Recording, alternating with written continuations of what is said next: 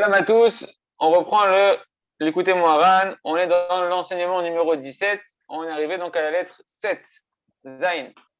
Donc, on a expliqué que lorsque on donne de l'argent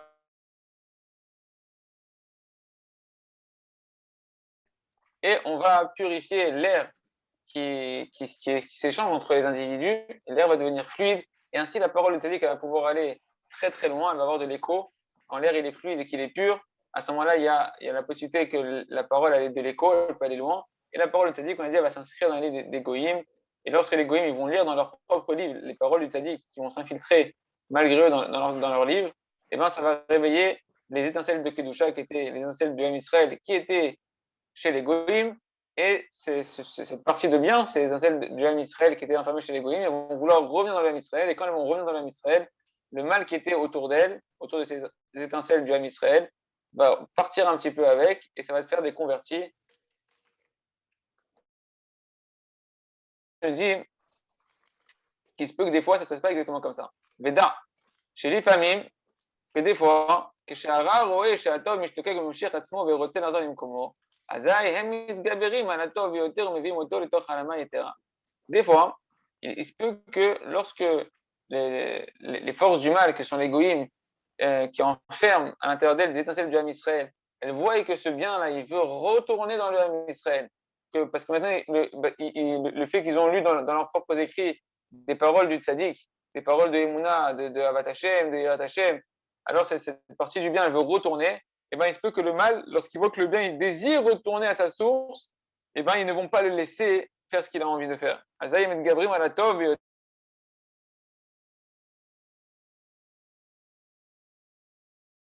de sangsue comme ça qui tient à l'intérieur d'elle cette neshama du Ham Israël, et quand elle veut partir, et ben, comme si que cette sangsue, elle va essayer de continuer à la recouvrir et de ne pas la laisser partir, elle va s'agripper à elle et elle va réussir. Qu'est-ce qui va se passer? Elle peut, et elle peut l'amener, cette étincelle du Ham Israël, dans un voilement très très profond. C'est-à-dire qu'elles vont enfermer ces étincelles de Kedusha, ces parties de bien du Ham Israël, on les enfermer à l'intérieur de leur propre pensée d'égoïme.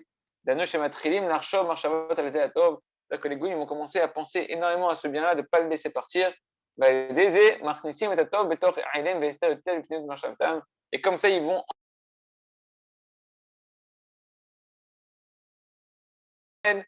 vont le cacher profondément à l'intérieur de leur pensée d'égoïme. Et qu'est-ce qui va se passer? Du coup, ce bien, il ne pourra pas sortir directement à cet instant-là où on a lu les paroles du Tzaddik dans les livres des Goïm, mais il sortira plus tard, lorsqu'ils auront ses propres Goïm, des enfants. Et ben, à ce moment-là, c'est là où cette essentielle de bien, elle va pouvoir sortir dans les enfants qui, eux, se convertiront. Qui a Tov ou Ganous Venelan, ou Mocham Kanal. Parce que le bien, cette étincelle de bien, où est-ce qu'ils l'ont enfermée? Où est-ce qu'ils l'ont cachée? Ils l'ont cachée dans l'intériorité de leur pensée et de leur cerveau. Or, toute la conception, toute la procréation, eh ben, ça provient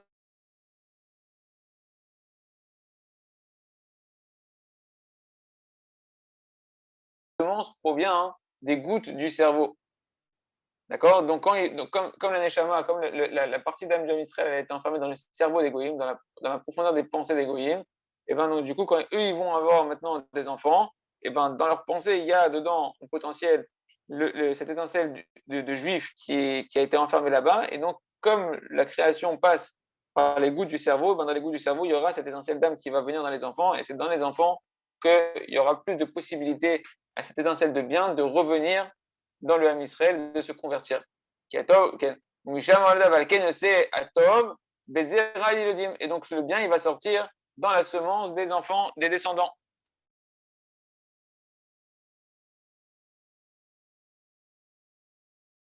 Et à ce moment-là, du coup, lorsque c'est la deuxième génération qui va donner naissance à des enfants goïm, dans lequel il y a cette étincelle du Ham Israël qui est contenue à l'intérieur, et ben, la force du mal des goïm, cette fois-ci, est beaucoup moins forte.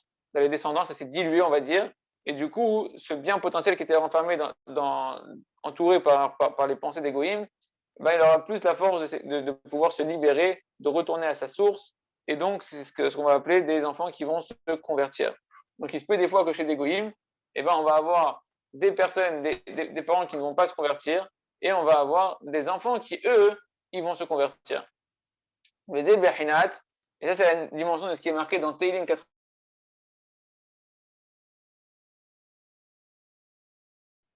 Ze Yulacham, c'est la. Hachem proclamera en inscrivant l'égoïme, celui-ci, il est né là-bas, c'est la. Donc, qu'est-ce que ça veut dire en inscrivant l'égoïme? Birtov, Birtov, c'est Bechinat Tov, les deux Bechinat Aktav.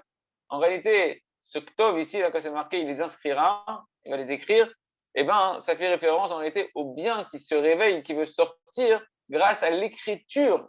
L'écriture que les goïms, ils vont lire l'écriture du tzaddik dans leur propre livre, comme on l'a expliqué. C'est la suite du verset qui nous dit, et Hachem il dira, et celui-là, il est né là-bas, c'est quoi qu'il est né là-bas? Shenit la bêche, atov, bayiludim, veyose, la dame canal. Payé par par l'écriture du tzaddik qui s'est inscrit dans le livre des goïms, ce bien qui était enfermé chez les goïms, il voulait revenir, on ne l'a pas laissé, et il va venir par Zeyulachan, il va venir par la procréation de ces goïms qui, malgré toute leur force, ont essayé de cacher et d'ensevelir cette étincelle du Ham Israël dans la profondeur de leur pensée. Mais dans la pensée, il y a l'étincelle du Ham Israël. Quand ils vont procréer, et ben, l'enfant provient de la pensée, donc du coup, et ben, l'étincelle de sainteté va venir dans les enfants, et dans les enfants, il y aura moins de force chez les goïms de retenir cette étincelle de Kedusha, et donc elle pourra se convertir, cette étincelle pourra revenir dans l'âme Israël. Vézé chez Peresh Rashi, et c'est ça que Rashi l'a dit, Zeyulacham, comment Rashi sur Teilim, comment il explique cette partie du verset Zeyulach?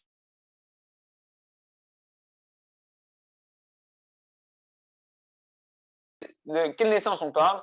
On parle de la naissance d'Israël qui s'était mélangé avec les goïms. Donc c'est la mâche, cette dimension-là, hein, que des juifs qui se sont mélangés et qui se sont retrouvés finalement captivés chez les goïms, eh ben, ils vont réussir grâce à l'écriture du tzaddik, lorsqu'il y a de l'amour dans l'âme Israël et que la parole du tzaddik va s'inscrire dans l'air et dans les livres des goïms, ça va pouvoir réveiller chez les goïms les juifs qui sont perdus là-bas, les étincelles d'âme qui sont perdus là-bas, et surtout dans les enfants, quand des fois ça n'arrive pas à sortir tout de suite, eh ben, ça sortira dans la deuxième génération des goïms, où là, le bien pourrait retourner dans l'âme Israël et se convertir. C'est-à-dire, en fait, on parle du bien qui était enfermé, qui était recouvert, enfoui chez les goïms, qui sont en fait des parties du âme Israël qu'on a vu au-dessus.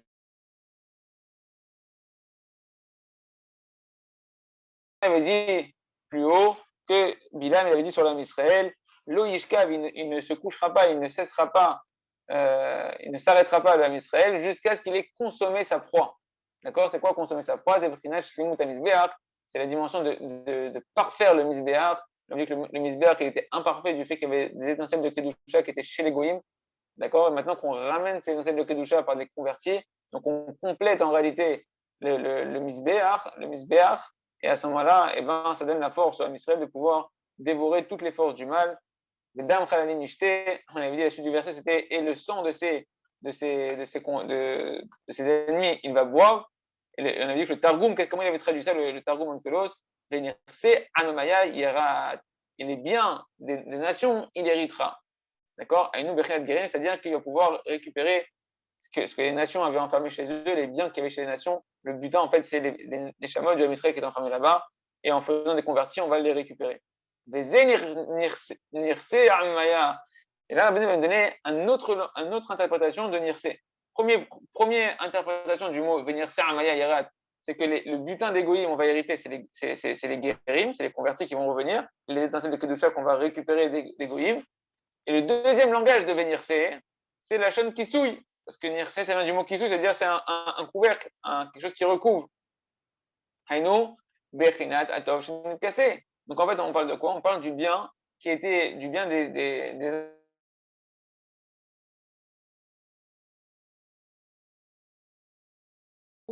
chez Viu Auto qu'il était un match enfermé, un match dans l'obscurité, dans la profondeur des pensées des Goïm, canal, chez Etzel et des Zera Ilodim, qui va sortir, qui va finalement réussir à être libéré par la procréation des générations d'après des Goïm. Il y a un Singerin, et ça va en faire des convertis. Et grâce à ça, il va être parfait, le Misbéach, on va récupérer le misbéach total, le misbéach qui est l'endroit où on peut se rapprocher d'Akadosh Baruch Hu en amenant la nourriture là-bas à Akadosh Baruch Hu en faisant teshuva, c'est-à-dire qu'on va réussir de nouveau à pouvoir manger Bigdusha, savoir réapprendre à manger dans la sainteté de Akadosh Baruch Hu pour recevoir les étincelles de Kedusha qui sont formées de la nourriture afin de pouvoir de plus en plus comprendre Akadosh Baruch Hu, craindre Hachem, désirer Hachem. On a dit que c'est ça qui nous permet au final après de voir la lumière du tzaddik. Quand on mange correctement, quand on sait manger correctement, alors on peut entreapercevoir la lumière du tzaddik, que mamash, que toute la crainte du ciel, l'amour du ciel, tout ça, ça vient du tzaddik. On va commencer la Hachem, le conte que Rabbeinu Akadosh nous a donné de l'Agmara, et on verra l'explication de la Hachem demain. Les éperouches. Donc là, Rabbeinu, comme d'habitude, il va nous prendre un mamar de l'Agmara, comme on l'a vu surtout dans le début du Likutei Moharan. Il va prendre un mamar de l'Agmara, et qui est dans Baba Batra, et comme d'habitude, il y a un sens extraordinaire qu'il a construit jusqu'à présent. Baiser Pérouche, donc on commence à l'être traite. Baiser Pérouche, c'est ça le sens qui est marqué dans Baba Batra. Rav Safra, Nishta'e, Zimna Hada, Hava, Kazan, Mesimta. Voilà, là, qui c'est qui parle dans l'Agmara? C'est Rav Safra, il est en train de parler.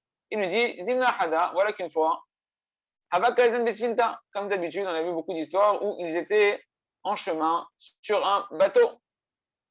Et j'ai vu ce poisson qui sortait sa tête de l'eau. Et ce poisson, il avait des cornes. Et sur ces cornes, qu'est-ce qui était marqué? Il y avait une inscription qui était dessus. Ana Bria Kala Shebayam. Il y avait marqué, je suis une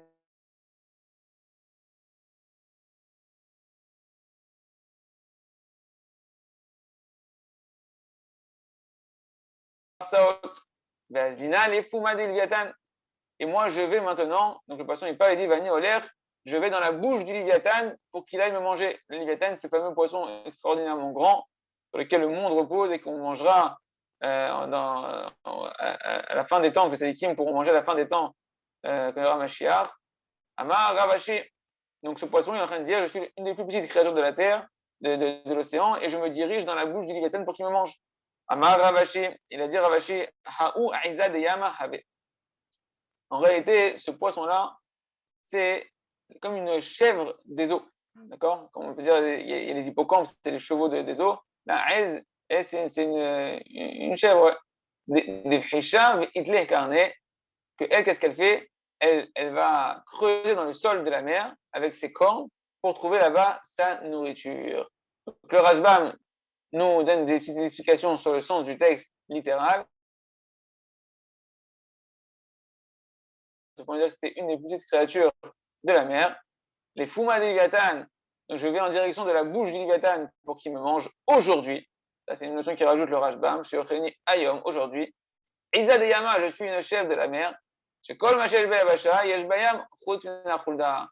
Nous dit le Rashbam, sache que tout ce qui existe comme créature sur la terre, eh ben, il y a son penchant, il y a son homologue dans la mer. Sauf quoi? La Khulda. La Khulda, c'est espèce de. C'est pas un rat, c'est. Le nom m'a échappé. Ilan, tu as le sens de Khulda, comment on traduit une Khulda en Kitsour. Si tu as, tu me dis, sinon on retrouvera. Là, c'était un.